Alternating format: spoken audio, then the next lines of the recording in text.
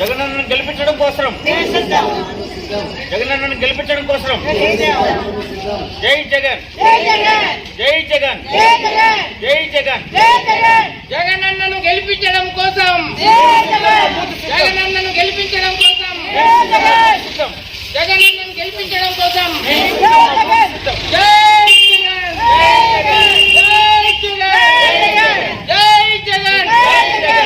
ఈరోజు ఆంధ్ర రాష్ట్రంలో జరుగుతున్నటువంటి ఈ ఎన్నికల యుద్ధంలో మనకు ముఖ్యమంత్రి జగన్మోహన్ రెడ్డి పేదరికాన్ని తొలగించడానికి, పెత్తందారీతనాన్ని తగ్గించడానికి, నేను పేదవాళ్ళ పక్షపాతిని, పేదవాళ్ళ అభివృద్ధి నా లక్ష్యము, పేదవాళ్ళ సంక్షేమమే నా లక్ష్యము అనేటటువంటి ఉద్దేశంతో జగన్మోహన్ రెడ్డి గారు మనకు చేసినన్ని కార్యక్రమాలు ఇది వరకు ఏ పాలక పార్టీ కూడా చేయలేదని చెప్పడంలో అనుమానమే లేదు.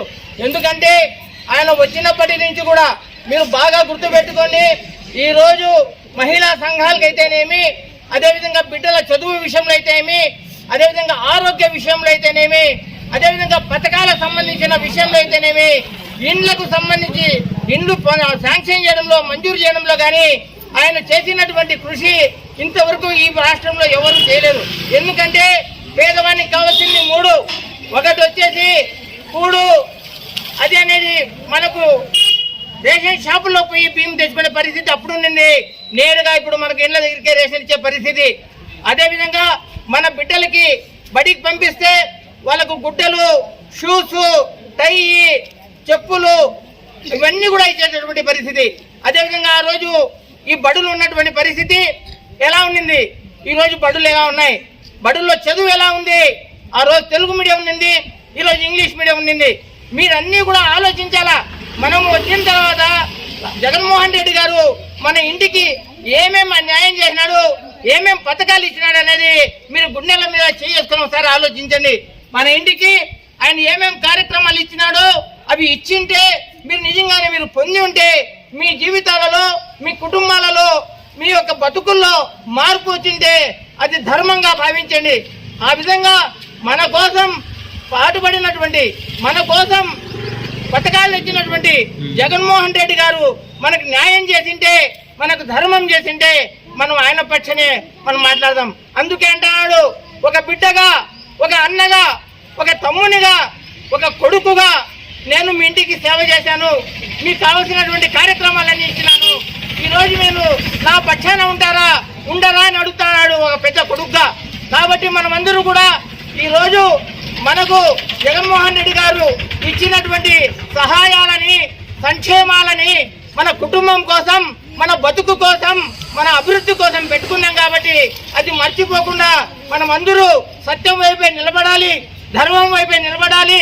ఎవరైతే మాట ఇచ్చినారో ఆ మాట బడబ చెప్పకుండా చేసినటువంటి సహాయాలన్నీ కూడా మనం గుండెల్లో దాచుకొని అతని గుండెల నిండా ఆశీర్వదించి అతను మళ్ళీ ముఖ్యమంత్రిని చేసే పరిస్థితికి మనం రావాలా. ఎందుకంటే ఇది ఒకరు చెప్పాల్సిన పరిస్థితి కాదు, మనమే మన చుట్టూ ఉన్నటువంటి ఇళ్ళ వాళ్ళకు కూడా అయ్యా మనకి ఇన్ని సహాయాలు చేసినాడు, ఇన్ని కార్యక్రమాలు చేసినాడు, కాబట్టి మనం ఖచ్చితంగా మళ్ళీ మన జగనన్నే ముఖ్యమంత్రిగా తెచ్చుకోవాలా, జగనన్నే ముఖ్యమంత్రి చేయాలా అనేటటువంటి ఉద్దేశంతో మీరందరూ సైనికుల వలె పనిచేయాలని, దానికి ఆ జరగబోయే యుద్ధానికి మేమంతా సిద్ధమే అని చెప్పేసి మీరందరూ కూడా ఇక్కడికి రావడం జరిగింది. కాబట్టి మీ అందరూ కూడా దయవుంచి ఒక్కసారి మీ కుటుంబ సభ్యులతో కూడా మాట్లాడండి, వాళ్ళతో కూడా ఆలోచించండి. మనకు మేలు చేసినాడా ఆయన పక్షాన రండి, ఆయన మేలు చేయలేదా మీరు అతను ఓటు వేయద్దండి. ఇదే మాట జగన్మోహన్ రెడ్డి గారు కూడా చెప్తున్నారు. కాబట్టి మనము రానున్న కాలంలో జరిగే ఎన్నికల్లో జగన్మోహన్ రెడ్డిని మళ్ళీ ముఖ్యమంత్రిగా తెచ్చుకుందాం. అదేవిధంగా మదనపల్లి నియోజకవర్గానికి మన అభ్యర్థిగా నిసార్ అహ్మద్ గారిని ప్రకటించడం జరిగింది. ఆయన ఒక ఇంజనీర్గా ఉండి రిటైర్డ్ అయ్యి ఈ కార్యక్రమంలో, ఈ పోటీలో పాల్గొంటున్నాడు. ఖచ్చితంగా నిసార్ అహ్మద్ గురించి ఆలోచించండి. ఆయన చదువుకున్న వ్యక్తి, ఇంజనీరింగ్ చేసిన వ్యక్తి, ఒక రైతు కొడుకు, ఎన్నో సంవత్సరాలుగా ఇంజనీర్గా పనిచేసినటువంటి అనుభవం, పేదవాళ్లతో అభివృద్ధితో రెండింటితో సంబంధం ఉంది. గ్రామాలలో ఒక రోడ్డు వేయాలన్నా, ఒక బడి కట్టాలన్నా ఎంతో మందిని సమన్వయం చేసుకొని పనిచేసే పరిస్థితి, అంత ఓపిక ఉన్నవాడు, అంత పట్టుదల ఉన్నటువంటి వాడు, అంత సహనం ఉన్నటువంటి వాడు నిసార్ అహ్మద్ గారిని కూడా మనం ఖచ్చితంగా ఓట్లు వేసి గెలిపిస్తేనే ఆయన ఎమ్మెల్యే అయితేనే తర్వాత జగన్మోహన్ రెడ్డి గారు ముఖ్యమంత్రి అవుతారు. కాబట్టి ఒక మంచి నాయకుడు ఈరోజు మదనపల్లి పట్టణంలో వైఎస్ఆర్సీపీ అభ్యర్థిగా షేక్ నిసార్ అహ్మద్ గారు ఈరోజు మన ముందర వచ్చి ఆయనకు తెలిసిన 4 మాటలు కూడా నిష్కల్మషంగా మాట్లాడుతున్నాడు. తనకు ఓటు వేయమని జగనన్న చేసిన అభివృద్ధిని కూడా వివరిస్తున్నాడు.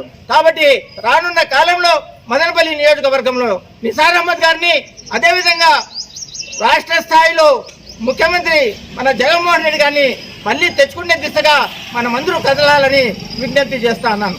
ధన్యవాదాలు. జై జగన్, జై జగన్, జై